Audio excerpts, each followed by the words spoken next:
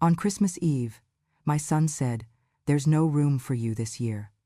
So I gave my $2, one M house to the church. They're still wondering why the locks changed. I did not hear the bread hit the floor. What I felt was much louder than sound. It hit my chest before I realized it had left her hand, a dense, still warm loaf of sourdough I had baked with my own 2 hands that morning. She threw it at me like I was a rodent in her pantry. Vanessa stood across the kitchen, eyes blazing. "This is my kitchen. You do not get to poison my family again," she shouted. The world slowed. The air thickened. I looked down at the shattered bread at my feet, then up at my grandson Ethan, standing behind her, mouth slightly open. His small fingers clutched the edge of the marble counter. His eyes darted between the 3 of us, me, his mother, and his father. Michael stood by the fridge, arms crossed, jaw clenched. He did not move, not toward me, not away. Just stared. "Michael," I said softly, still brushing crumbs off my sweater. "I only made it for Ethan. He was coughing all night." I thought, "Are you stealing again, Mom?" Vanessa snapped, stepping closer. Her voice was sharp enough to draw blood. My lips parted, but no words came. The last time someone said that to me, I was 24 and standing in a police station, trying to explain why I took a loaf of bread to feed a starving child. Michael exhaled slowly, shaking his head. "This is my house, my kitchen. Do not touch anything." Vanessa folded her arms, smirking. "You know her record. Once a thief, always a thief." I stood in silence, not because I had no defense, but because I finally realized they were not just angry, they were ashamed of me. Ethan tugged at his mother's sleeve. "Mom, is Grandma not family?" Vanessa crouched down, smoothing his hair. "No, sweetie. She is just staying here, like a guest." "A guest." Michael looked at me. His voice was even, like he had rehearsed it in his mind long before. "You are not family anymore, Mom. You are just someone staying in a room." I nodded. Not because I agreed, but because I knew this moment had been coming for years. My hands were still sticky with bread dough and shame, and yet, somehow, I felt clean for the first time in a long time. If you feel justice deserves celebration, smash that hype button. Let us keep stories like this alive, echoing far, far away. Your support helps us bring understanding and love to those who deserve it. Thank you so much. Keep listening. That night, I did not cry. I did not pack. I did not scream. I washed my hands. I wiped the counter. I looked out the kitchen window at the fading sun melting over the edge of the neighbor's fence and remembered the first time I brought Michael home from the hospital. He was wrapped in a blue blanket. His eyes looked just like mine. That child needed me once. Now he needed me gone. I went upstairs to my room, the guest room as Vanessa often reminded me, and closed the door quietly. On the nightstand was a small ceramic figure Ethan made me in preschool, a heart-shaped frame with his face glued inside. He had written, "I love Grandma," in bright purple crayon across the top. That was only 3 years ago. I held it in my hands, gently, turned it over, studied the curve of his smile.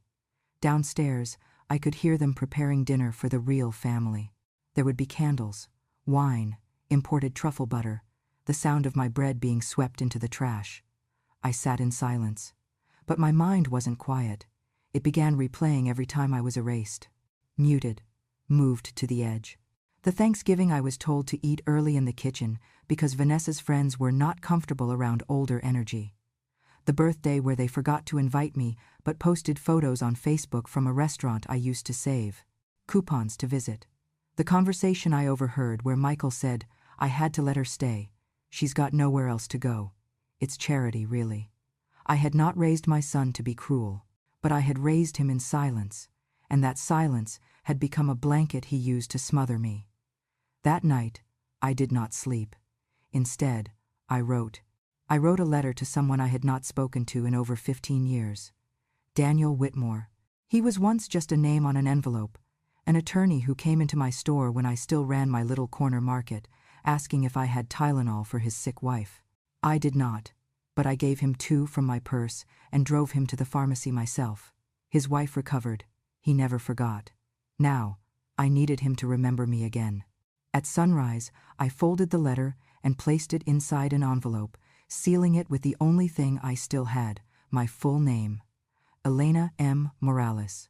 The woman they forgot, the thief they never forgave, the mother they discarded, the one who still owned the deed.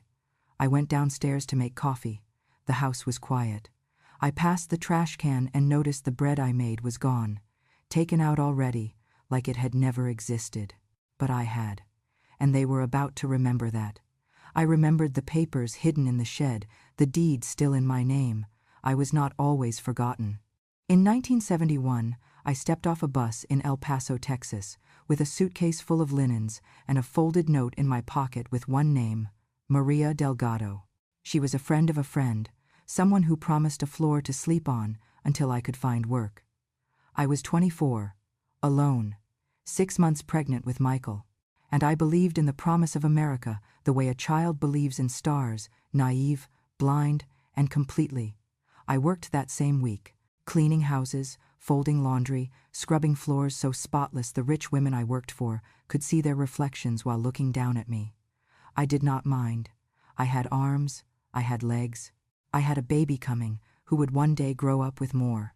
At night, I slept on the floor with one hand on my belly and the other wrapped around my purse, just in case. I lived that way for 2 years. Michael was born in a clinic that only asked for my name and blood type.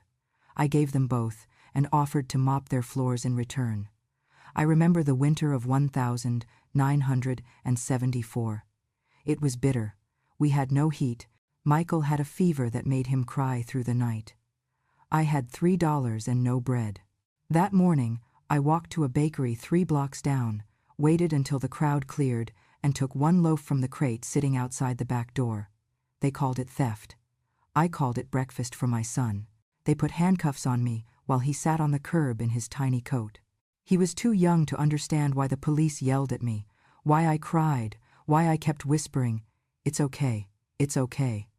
Like a prayer I no longer believed. I spent one night in holding. The charge stayed on my record for life. But so did the memory of a child who did not go hungry that morning. From that day forward, I vowed to never steal again. I worked harder, longer. I saved every penny. By 1982, I had enough to rent a space on the corner of 5th and Lilac, a tiny shop that sold candies, soda, aspirin, laundry soap, and prayer candles. Elena's Market. I painted the sign myself. Michael grew up stocking shelves, counting change, wiping counters after school while I fried empanadas in the back for extra cash. He told me once, when he was 13, that I embarrassed him. "No one else's mom smells like bleach and pork grease," he said. I smiled. "That's the smell of survival, mijo." When he turned 18, I emptied my savings to pay for his first semester at university. He never came back to the market after that. I did not blame him. The world I lived in smelled of toil and heat. His world was air-conditioned, bright, English-speaking, full of promises he believed he had earned by himself. I closed the market in 2001. By then, the neighborhood had changed, gentrified. What once was a dusty corner store became a trendy taco bar.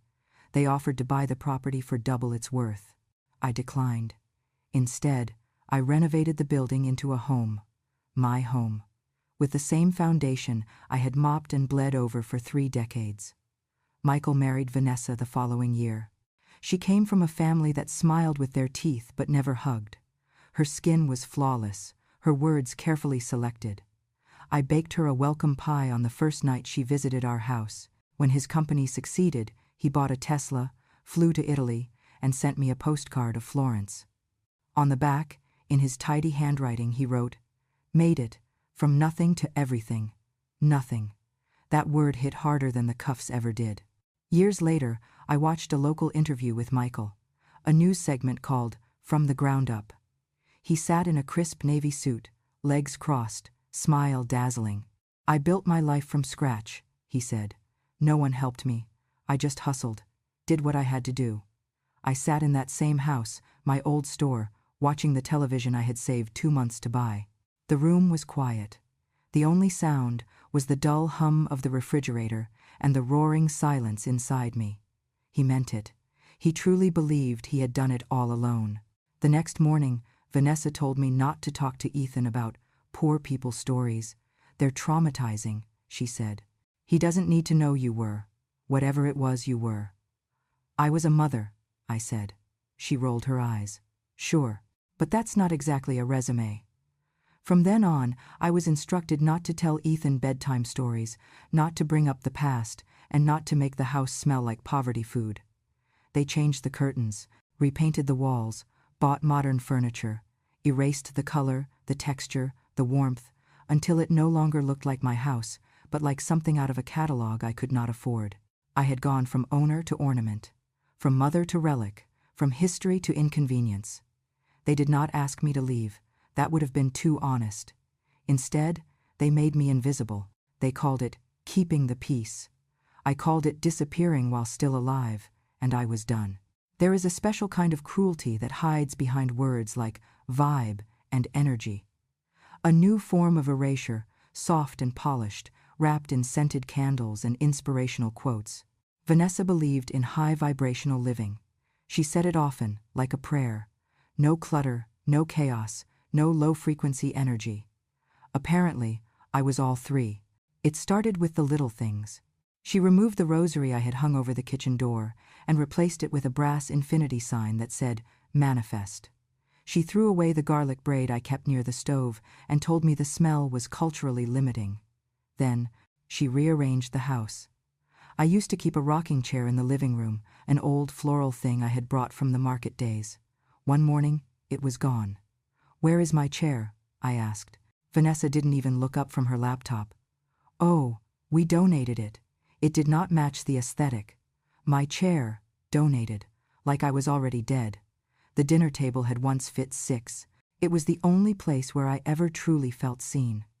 I used to serve Michael bowls of rice and lentils there, feed him spoons while doing math homework. But now, they replaced it with a sleek marble slab that sat only 4.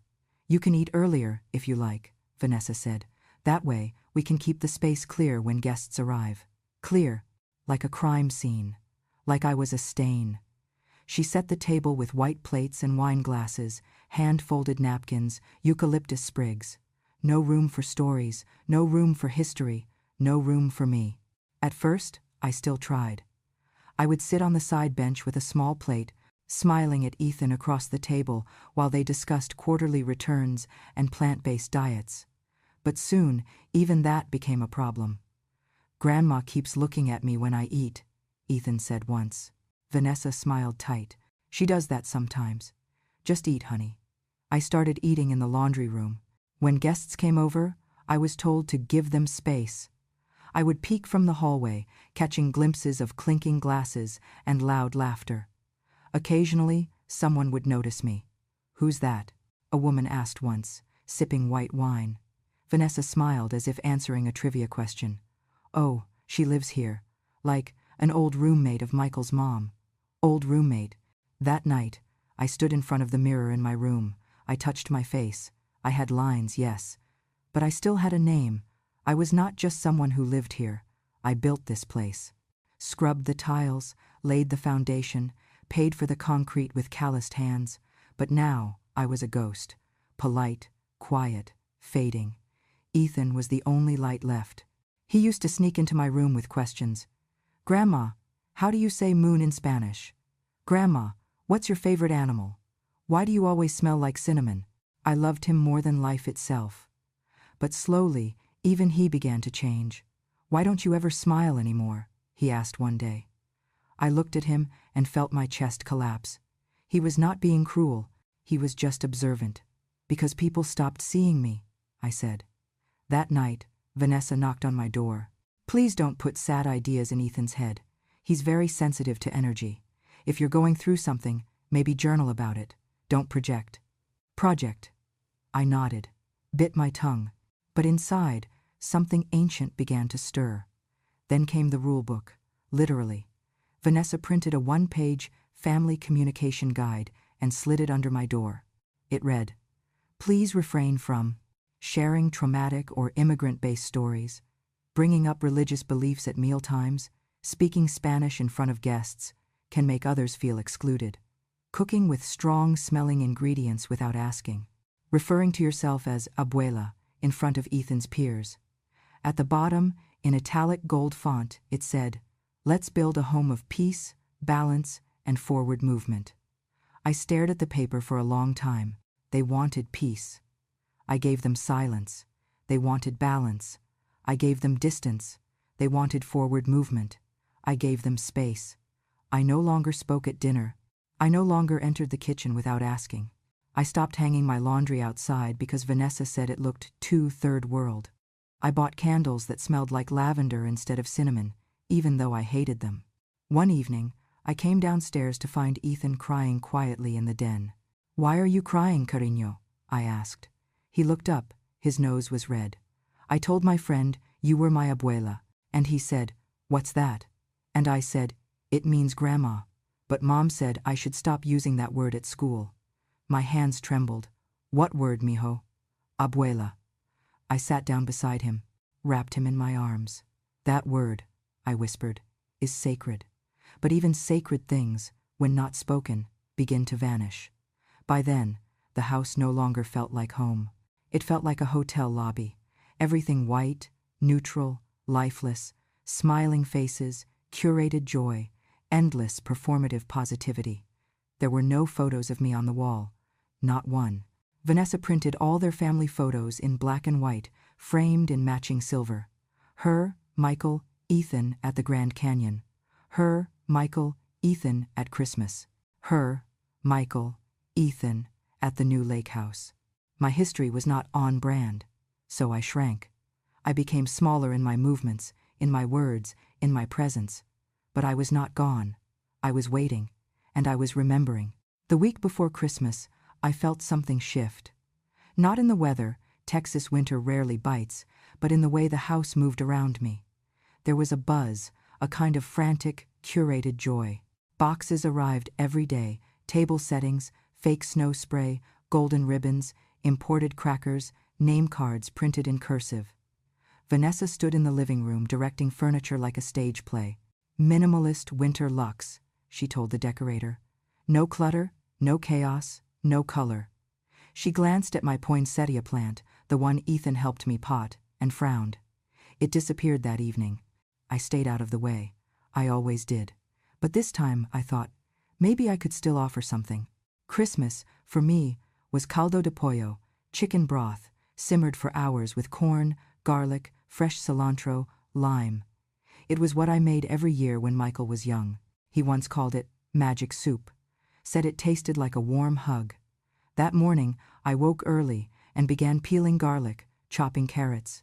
I had saved a small chicken in the freezer, enough for 6 bowls.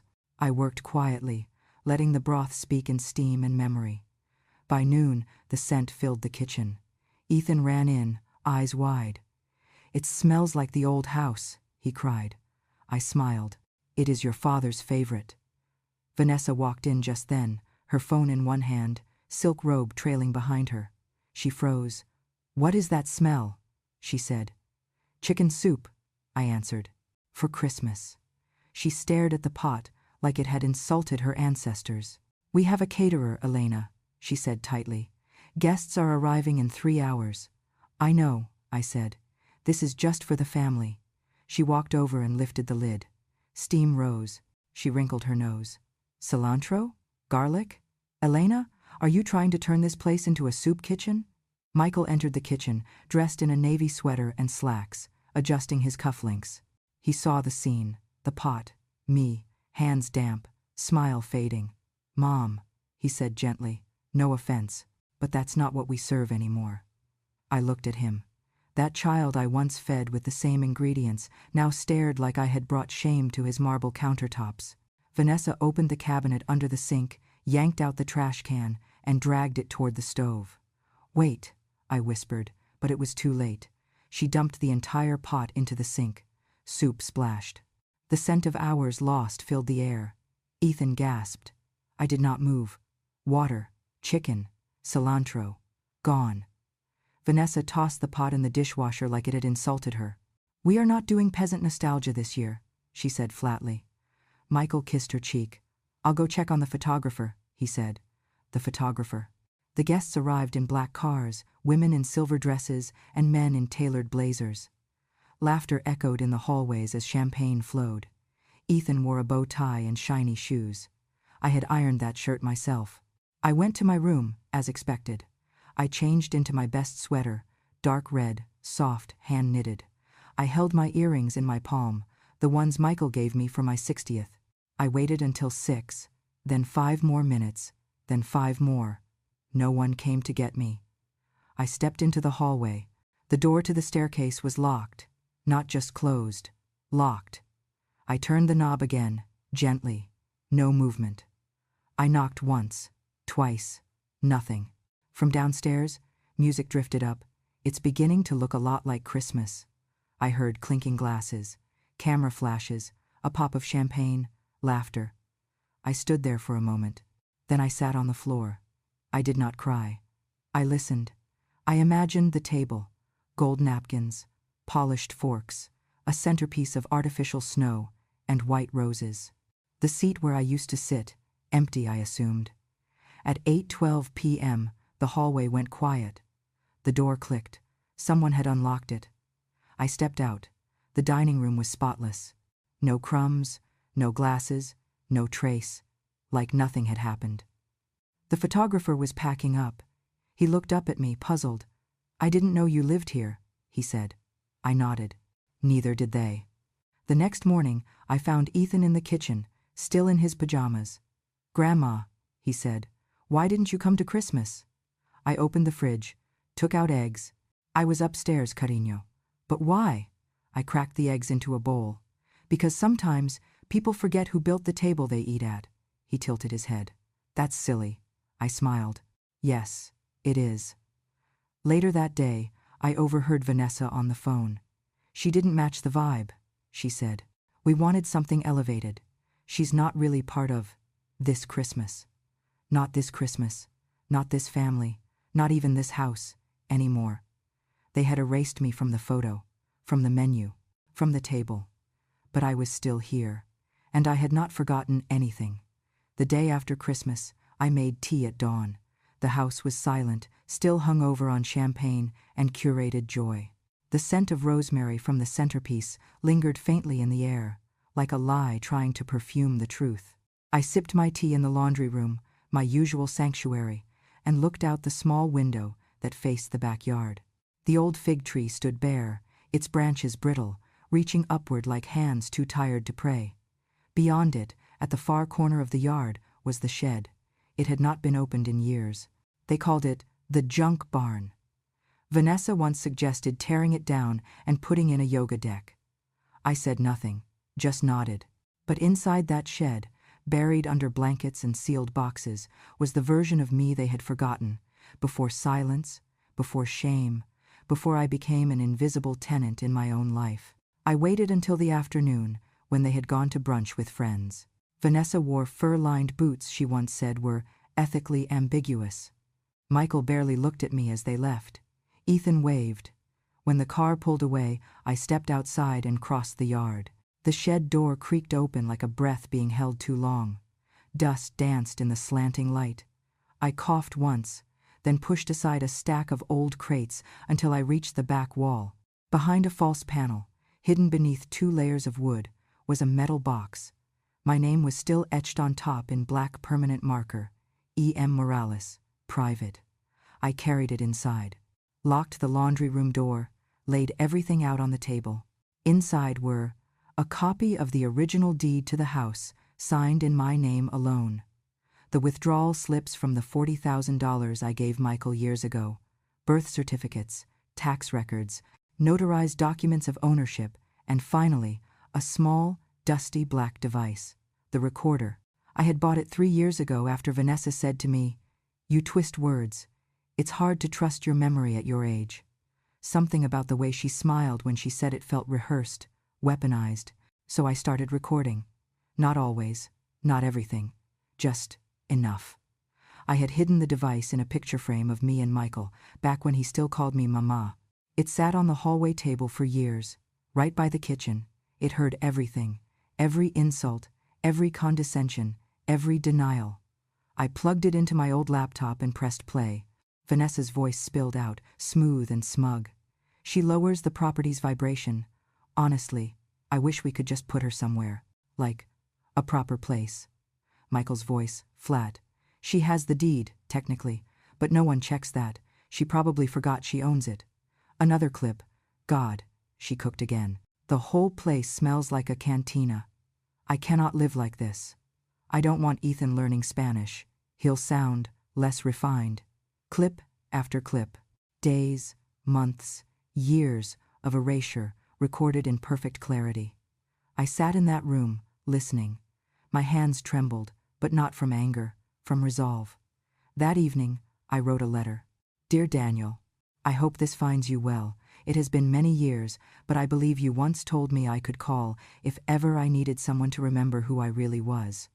Well, I need someone to remember. I folded the letter, added a copy of the deed, and a USB with the recordings. The envelope was thick, but the truth often is. Daniel Whitmore had been a young attorney when I met him in 1997. His wife had stage 2 cancer, and he came into my market panicked, looking for medicine. I gave him the antibiotics from behind the counter and drove him to the clinic myself. He sent me a thank you note every year after that. The last one came 5 years ago. It said, "You saved more than a life that day. You reminded me what integrity looks like." I mailed the letter the next morning. 2 days later he called. "Elena?" His voice was deeper, older. "Still me," I said. There was a long pause. Then he laughed softly.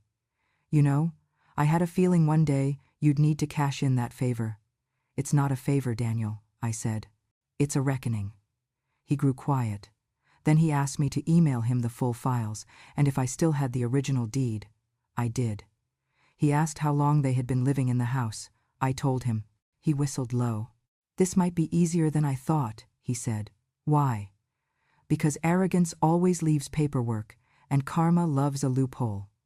The next morning, Daniel emailed me back with a plan.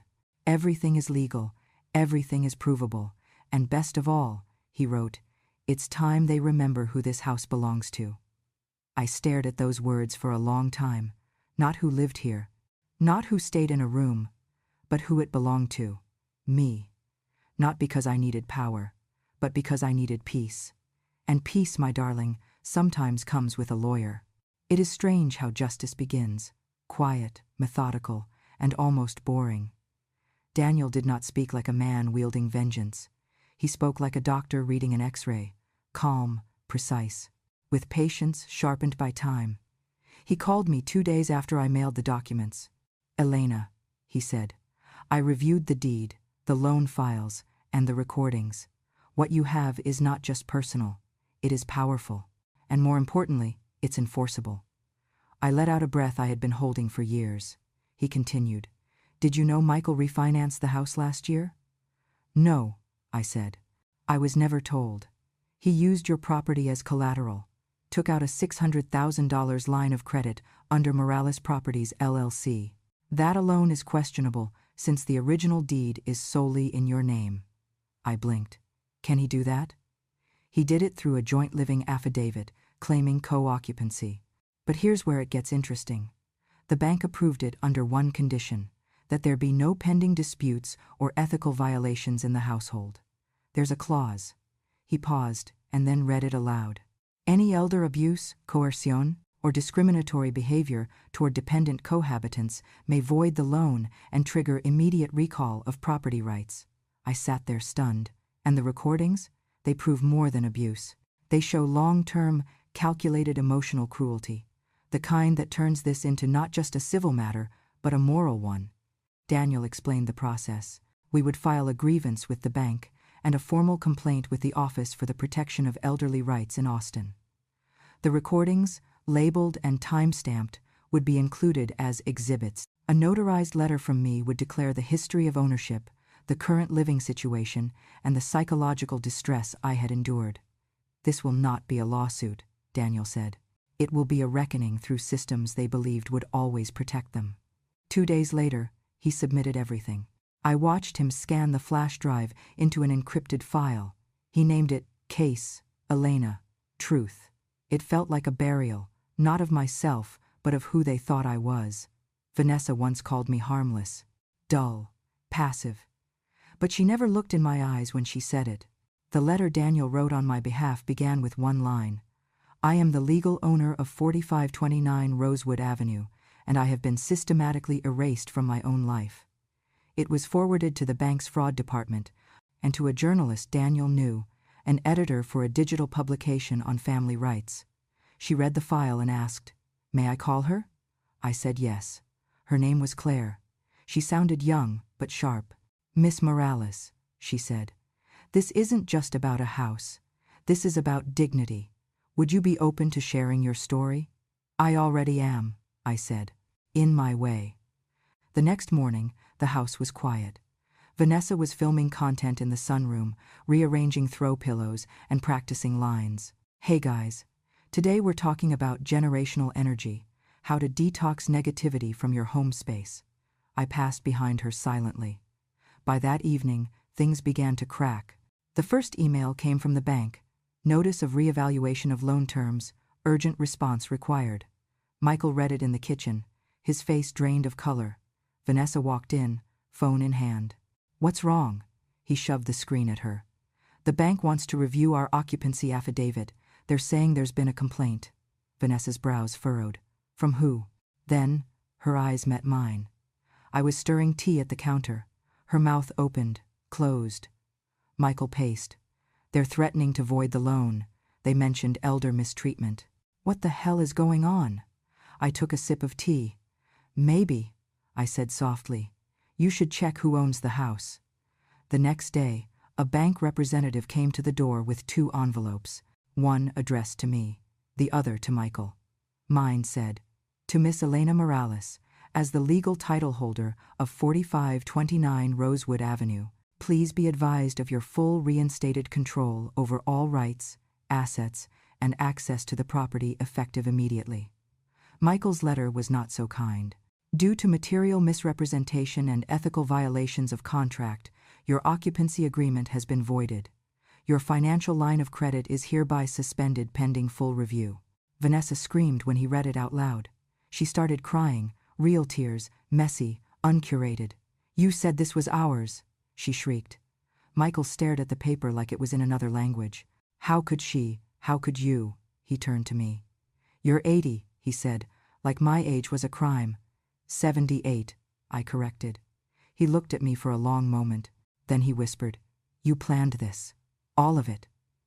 I smiled for the first time in days. "No, mijo. I prepared for it. You gave me the reasons." That afternoon, Vanessa received a phone call, a reporter from the family rights outlet. The headline was already drafted. "Woman locked in room for Christmas retakes her home, legally." They wanted comment. Vanessa declined. But the story spread. By evening, Michael's company website crashed from traffic. 3 sponsors pulled their listings. The catering firm that did Christmas sent a refund with regret. Their credit cards stopped working. Their joint account was frozen. Even the Tesla app showed the vehicle was now under financial review. Vanessa cornered me in the hallway. "You destroyed everything," she hissed. "No," I said. "I simply reclaimed what you tried to steal quietly. I just did it with a paper trail." She slapped the wall beside me, not quite brave enough to touch me. I walked past her, calm, hands steady. Upstairs, I looked out the window as dusk settled. The house had never felt so still. They had taken my voice, but I had kept the pen. I always thought winter in Texas couldn't feel cold. But that week, the cold did not come from the weather. It came from the silence after disgrace. The article dropped on a Wednesday morning, 7:03 a.m. Claire had emailed me the final headline in advance: "Son evicts elderly mother for Christmas. Ends up homeless." The image that ran with it was of Michael and Vanessa leaving the house with suitcases, their faces blurred by motion but not enough to hide the shame. Behind them, in the background, was me, standing on the porch, hand resting on the railing, calm. The article exploded. By noon, it had over 300,000 shares. Comments poured in by the thousands. This made me sob. That woman is stronger than steel. Imagine betraying the hands that raised you. Justice was served cold, and I love it. She changed the locks, but what she really changed was her legacy. I did not read every comment. I did not need to. I had already lived them. The phone rang endlessly. Journalists, social workers, even local churches offering to host me for community speaking events. I declined them all. I wasn't interested in fame, I was interested in peace. But peace, it turns out, does not come easily when people are falling apart just outside your door. That Friday, there was a knock. I knew it was them. I didn't answer. 10 minutes passed. Another knock, louder this time. Then a voice, thin and desperate. "Elena, it's me. Please, open the door." I waited, then pulled back the curtain just enough to see. Vanessa stood on the porch, her makeup running, coat open to the wind, hair flattened by rain. Behind her, Michael was crouched, on his knees. I opened the door just slightly. The cold bit through the gap like breath from an old ghost. Michael looked up, eyes bloodshot, lips cracked, no cufflinks, no suit. Just a son who no longer had anywhere else to turn. "Mom," he croaked. "Please, we didn't mean it. We were just trying to build something better." I looked at him for a long time. Then at Vanessa, silent now, wringing her hands like a child caught stealing candy. I stepped outside, let the screen door swing behind me. "You built something, all right," I said. "A tower so tall you couldn't see the hands that gave you the bricks." Vanessa sniffled. "We were overwhelmed. Ethan had school, Michael had work, I had to manage the house." "You had to manage me," I corrected. Michael shook his head. "I was just trying to protect the family." "From me?" I asked softly. He could not answer. I stared at my son, on his knees, in the cold, and I remembered every floor I had scrubbed to keep him warm. Every paycheck split to feed his mouth. Every silence swallowed so he could speak louder. I whispered, "I raised a man, not this." Then I turned back inside. I felt the moment his heart cracked, but it was not my job to glue it back together. Later that evening, I heard small footsteps on the porch. I opened the door again. Ethan stood there, eyes red, clutching a small teddy bear. "Grandma," he said through sobs, "I don't want to be mean. I don't want to forget you. I told Mom I want to come live with you." I knelt, wrapped him in my arms. "You didn't do anything wrong," I said. "But sometimes grown-ups forget who they used to be." He buried his face in my neck. "Remember how to treat people, baby," I whispered. "Even when others forget, especially then." He nodded. "Can I still call you abuela?" I smiled through tears. "Always." That night, I made caldo again.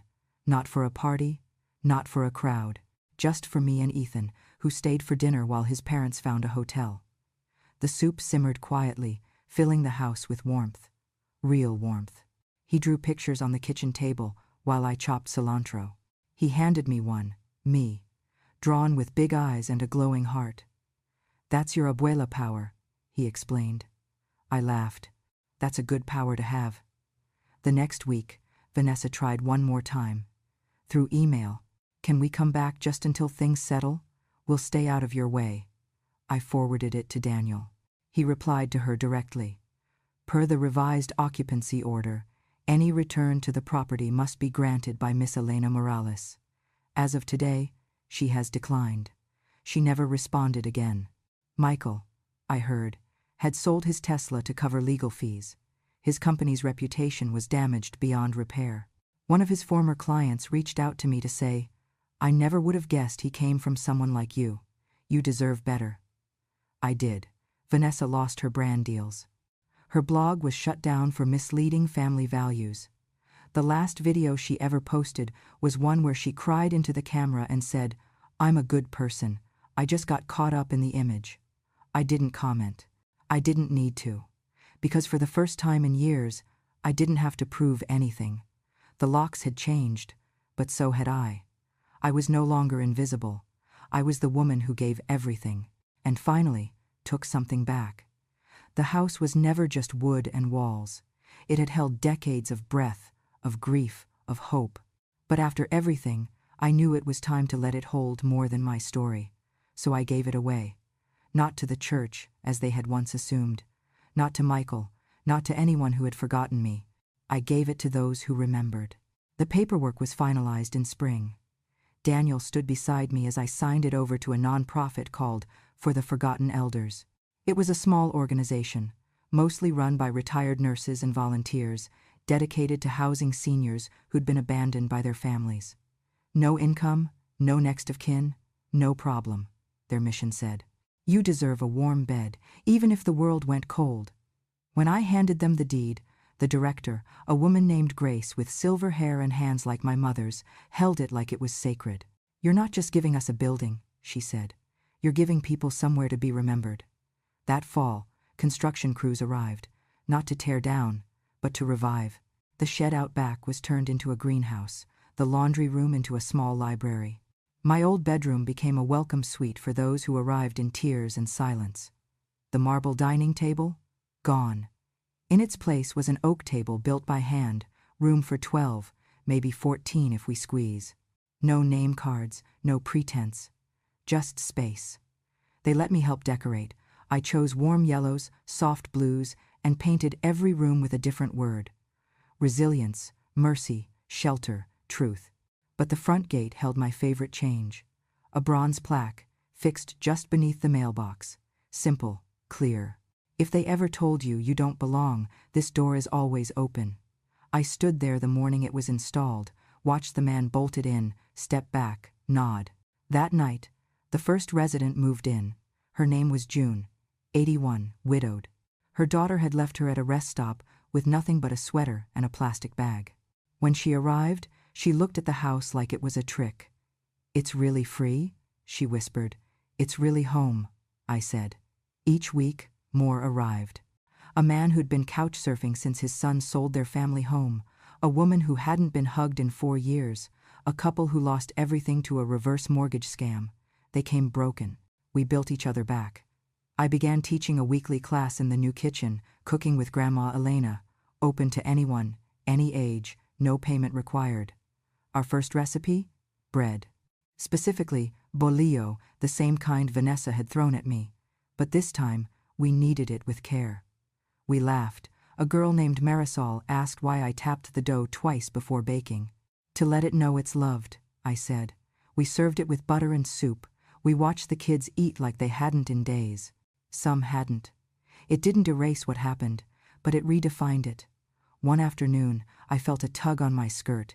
It was Ethan. He had a small backpack and 2 books. Mom said I could come every Saturday, he said. I knelt down. Every Saturday? He nodded. She said, you're safe now, she said. She was wrong. I held him close. Felt the small heartbeat I used to hear through his onesies. He looked up at me with those same eyes, Michael's eyes, but softer. I told my teacher, you're my real grandma, he said. I always was. He followed me inside. I let him choose the cookie recipe. We picked snickerdoodles. He spilled cinnamon all over the floor. I didn't mind. Later, he curled up on the couch in the library and read aloud to June, who had trouble seeing. She laughed at the funny parts. He paused to explain the big words. When he finished, she touched his hand. You read like an angel. He smiled. That's because Abuela taught me. It's a strange thing, how a house once filled with silence and shame could become a sanctuary. But I realized it was never about the walls. It was about the people we let through the door, and who we chose to keep out. Michael never returned. Vanessa moved to Arizona. I heard they started a new business, something involving crystals and personal branding. I wish them peace, but I do not wish them home. This house now belongs to the forgotten, to the dismissed, to those who were once seen as burdens, now treated as blessings. We don't have much, but we have stories. We don't wear matching sweaters, but we hold hands when the power goes out. We don't ask for perfection, just presence. On the first anniversary of the home's opening, we had a little party. No photographers, just friends. Ethan gave a speech. He stood on a chair, too big for his old bow tie now. This is my grandma's house, he said. And if you don't have a grandma, she can be yours too. Everyone clapped. I cried. Not because I was sad, but because I finally understood. I wasn't family anymore. But now, I'm everyone's grandmother.